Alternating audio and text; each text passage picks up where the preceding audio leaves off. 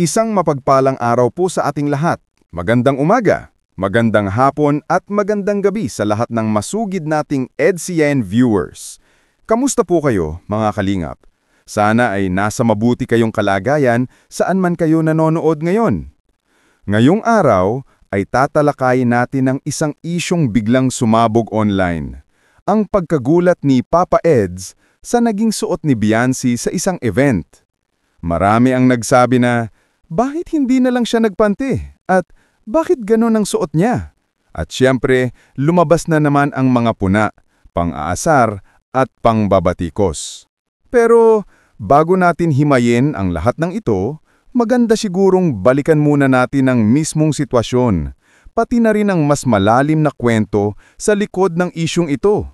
At siyempre, kung bago ka pa lamang dito sa ating munting YouTube channel, huwag mong kalimutang mag-like, mag-share, at mag-subscribe para lagi kang updated sa mga bagong kaganapan tungkol sa mga love team na sinusubaybayan natin araw-araw. At paalala po mga kalingap, bago po tayo magbigay ng komento o opinyon, tapusin muna natin ang buong video para malinaw nating naiintindihan ang pinag-uusapan. Ang sitwasyon. Bakit nga ba nagulat si Papa Eds? Kamakailan lang, kumalat agad sa social media ang isang larawan ni Beyonce habang dumadalo sa isang event. Maiksi ang suot niya. Mas maiksi kaysa sa nakasanayan nating makita sa kanya. Dahil dito, marami ang nagsabi kay Papa Eds na bantayan ang kasuotan ng kanyang partner. At doon nagsimula ang mainit na talakayan.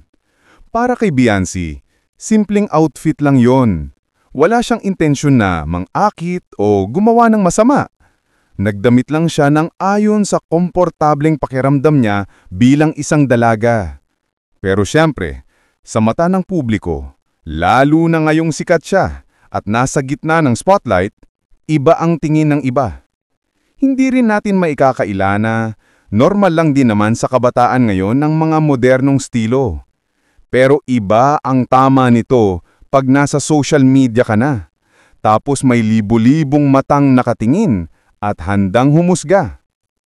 Ang tunay na pondo ng issue. Hindi lang ito tungkol sa kasuotan, mas malalim dito ang pinag-uugatan. Bata pa si Beyonce at marami pang plano sa buhay. Kita naman natin na nagsusumikap siya kahit pa may mga bumabatikos. Lumalakas na naman ang pambabash. Araw-araw may nagbubulas ng masasakit na salita laban sa kanya, mula sa pagiging pukpok hanggang sa panlalait sa pagkatao niya. Totoo, hindi biro ang mga salitang binibitawan online.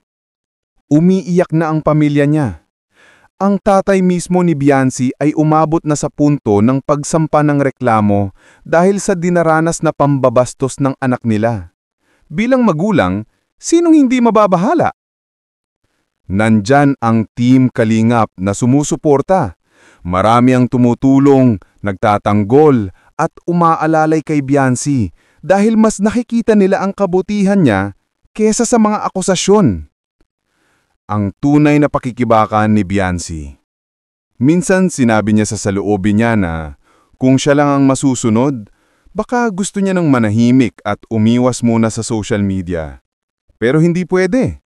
Siya ang inaasaran ng pamilya. Kailangan niyang magtrabaho, kailangan niyang sundin ang commitments, at kailangan niyang manatiling matatag. At sino ba namang hindi mapapagod sa paulit-ulit na pambabash? Sino ba namang hindi masasaktan kapag pati mga kaibigan, kaklase at kapitbahay ay nadadamay na rin sa mga tsismis? Kaya nga minsan, humingi pa siya ng dispensa sa kanyang mga tropa dahil nadadawit sila sa ingay ng issue. Ibig sabihin, may konsensya siya. Alam niyang may naaapektuhan. Ngayon, tungkol na sa damit niya. Sa kabila ng lahat, syempre, may punto rin si Papa Eds. Hindi dahil ayaw niya kay Beyonce ng sexy, kundi dahil ayaw niyang mabastos siya. Ayaw niyang bigyan ng bala ang mga bashers, lalo na't kahit wala siyang ginagawa, ginagawan pa rin siya ng issue. Napaka-normal para sa isang partner na magpaalala. Ayusin mo suot mo. Ayaw kong mabastos ka. Respeto mo sarili mo. Hindi yun kontrol. Hindi yun tanghimasok. Isa yun sa mga simpleng pag-aalaga na ginagawa ng magrelasyon. Pero klaro rin na walang masamang intensyon si Biancy. Sexy siya, oo. Confident siya, oo. Pero hindi ibig sabihin kailangan siyang husgahan. Ang mas mahalaga dito, matuto siya sa sitwasyon. Hindi dahil sa hiya, kundi dahil sa realidad ng buhay publiko. Sa huli, mga kalingap, hindi naman natin kailangang i-bash si Biancy para lang maturuan siya. Hindi niya kailangang matrauma para lang matuto. Kung genuine supporter tayo, i-guide natin, i-correct kung dapat, at higit sa lahat, suportahan natin siya. Dahil ang bash, wala namang naitutulong. Pero ang suporta, yun ang nagpapalakas sa kanya para magpatuloy, mag-grow, at magtagumpay. Tungkol na sa damit niya. Sa kabila ng lahat, syempre, may punto rin si Papa Eds. Hindi dahil ayaw niya kay Biancy ng sexy, kundi dahil ayaw niyang mabastos siya. Ayaw niyang bigyan ng bala ang mga bashers, lalo na't kahit wala siyang ginagawa, ginagawan pa rin siya ng issue. Napaka-normal para sa isang partner na magpaalala. Ayusin mo suot mo, ayaw kong mabastos ka, respeto mo sarili mo. Hindi yun kontrol, hindi yun tanghimasok. Isa yun sa mga simpleng pag-aalaga na ginagawa ng magrelasyon. Pero klaro rin na walang masamang intensyon si Biancy. Sexy siya, oo.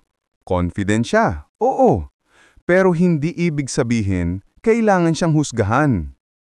Ang mas mahalaga dito, matuto siya sa sitwasyon.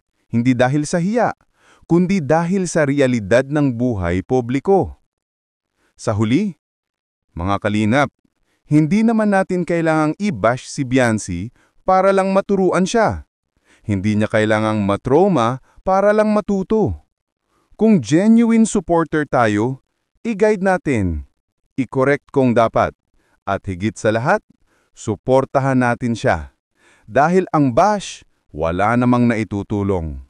Pero ang suporta, yun ang nagpapalakas sa kanya para magpatuloy, mag-grow, at magtagumpay.